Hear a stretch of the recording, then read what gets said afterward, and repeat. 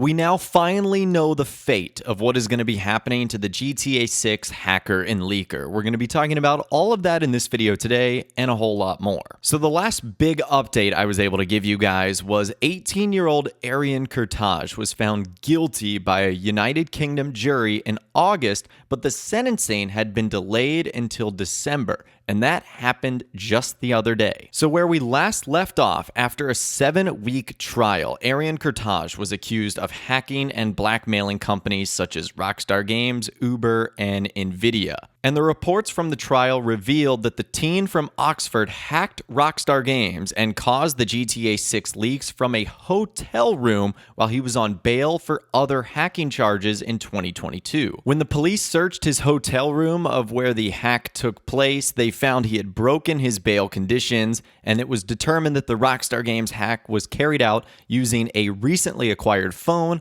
a keyboard, a mouse, and an Amazon Fire Stick. And his total list of charges came to 12, 3 lots of blackmail, 2 charges of fraud, plus 6 counts under the Computer Misuse Act in the United Kingdom. Now, we also got more details on what happened with the hack. According to the trial, Kurtaj messaged every Rockstar Games employee via their internal Slack communication system saying, "I am not a Rockstar employee, I am an attacker. If Rockstar does not contact me within 24 hours, I will start releasing the source code," which of course prompted Rockstar Games to respond by saying, "A message from Rockstar Games. We recently suffered a network intrusion in which an unauthorized third party illegally accessed and downloaded confidential information from our systems, including early development footage for the next Grand Theft Auto. At this time, we do not anticipate any disruption to our live game services nor any long-term effect on the development of our ongoing projects.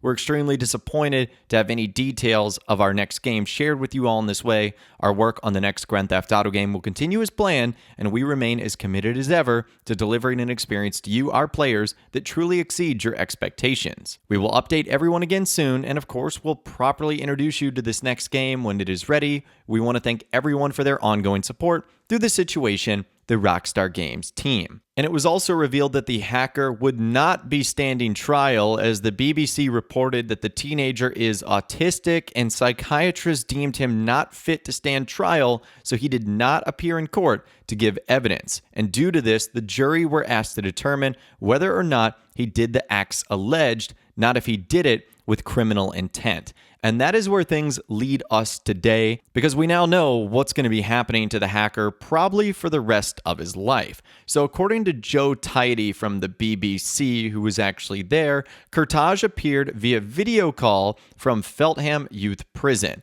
stating he sat alone in a black Air Max t-shirt listening to the court session.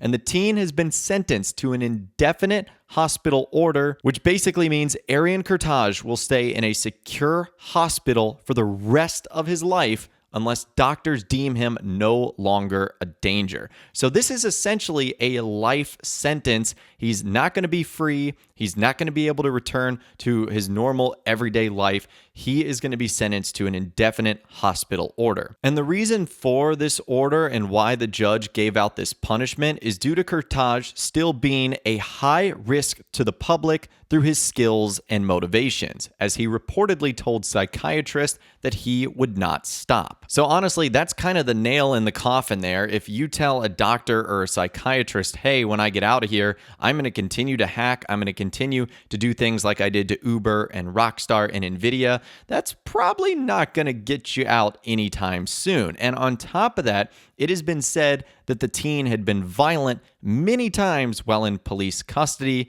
and there had been injuries made and damages to property, according to the BBC. So honestly, this guy sounds like an absolute disaster. I hope that he's able to get the help he needs, and one day he can return to normal society, but it doesn't feel like now is the time, nor does any time in the near future seem like it's going to be the case. Now, another factor was also revealed in December's session. The court had heard how Kurtaj had, quote, "continued to express the intent to return to cybercrime as soon as possible and that he is highly motivated. And during a court session in early December, we learned how Kurtaj would commit crimes again once free, according to the Daily Mail from Dr. Claudia Camden Smith, who actually assessed Kurtaj. She was asked by a prosecutor if he was highly motivated to return to offending, and the doctor said, "That is what he told me the last time I saw him." And how did everything wrap up? Well, Mr. Kurtaj did not stand trial due to being deemed unfit to do so by psychiatrics,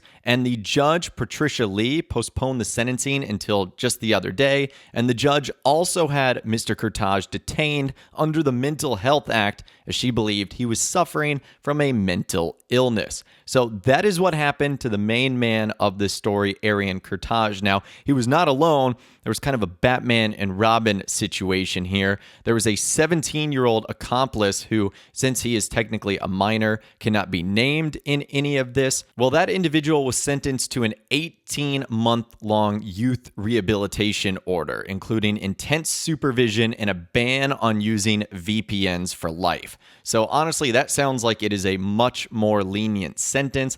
I don't know enough about this, but I can only assume it's because he is 17 and not the legal age of an adult. But it looks like he might be able to return to normal life a lot sooner than Arian Kurtaj will be able to. And as well as having the hacking offenses, the 17-year-old was also sentenced for what the judge described as unpleasant and frightening pattern of stalking and harassment of two young women. So whatever punishment both of these guys get, I honestly think they deserve here. And the timing of this trial was very interesting because it actually came just days after the official GTA 6 trailer came out and now has over 150 million views on YouTube alone. And that just includes Rockstar Games' official upload. There's millions of other channels that have uploaded the trailer, so it's probably been seen by, I would argue, probably close to 1 billion people by now when it's all said and done. And interestingly enough, Kurtaj's defense team tried to argue that the success of the game's trailer indicated that Kurtaj's hack had not caused serious harm to the game developer and asked that this be factored into the sentencing. Now, interestingly enough, Rockstar Games did actually respond to this, and they gave some details on how this has impacted them. So according to the BBC, Rockstar Games actually explained to the court how the break-in cost them $5 million in recovery and thousands of hours of staff time. And I can only imagine that Rockstar had to change so much protocol. They had to completely alter all of their security. They had to spend time in getting back the assets that were stolen for them. And they probably had to hire new people as well as transition older staff members into trying to fix up and clean this entire process. And we don't know what other impacts it might have had on Grand Theft Auto 6 or what it might have had on other projects. But yes, you can only expect that thousands of hours of staff time, all the way up to like Sam Hauser, to the people that probably end up cleaning the Rockstar Games office, how they had to waste so much time. It is interesting to see that Rockstar actually responded, gave the court a physical number of how much they lost, which in the grand scheme of things for Rockstar is not a lot. Yes, $5 million is a ton of money, but we are talking about a company that makes billions of dollars here. So that is where things currently stand, and it also comes at an interesting time as Rockstar Games is not the only video game company that over the last year or so has been subject to a major breach and hack. I don't know if you guys have been following the video game news lately, but Insomniac Games was also hacked recently, and they had a massive amount of content stolen from them. I'm not going to be going into all the details because I honestly don't know all of it, but it seems like we're living in a time where major hacks like this to giant video game companies are becoming way more prominent. And this is not good news. It wasn't good news for Rockstar, and it wasn't good news for Insomniac either. But that is where things currently stand. So going forward,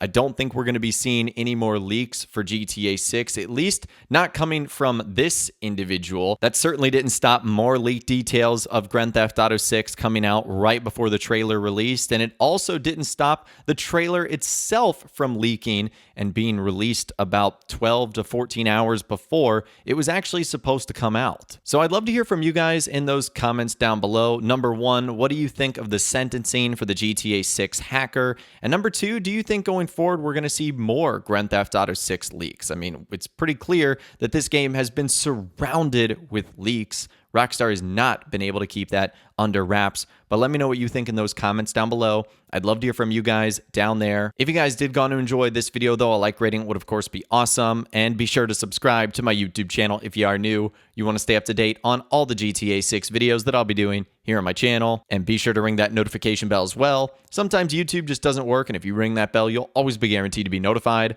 when new videos arrive. But of course, as always, guys, thank you all so much for watching. Take care, and I'll see you guys in the next video.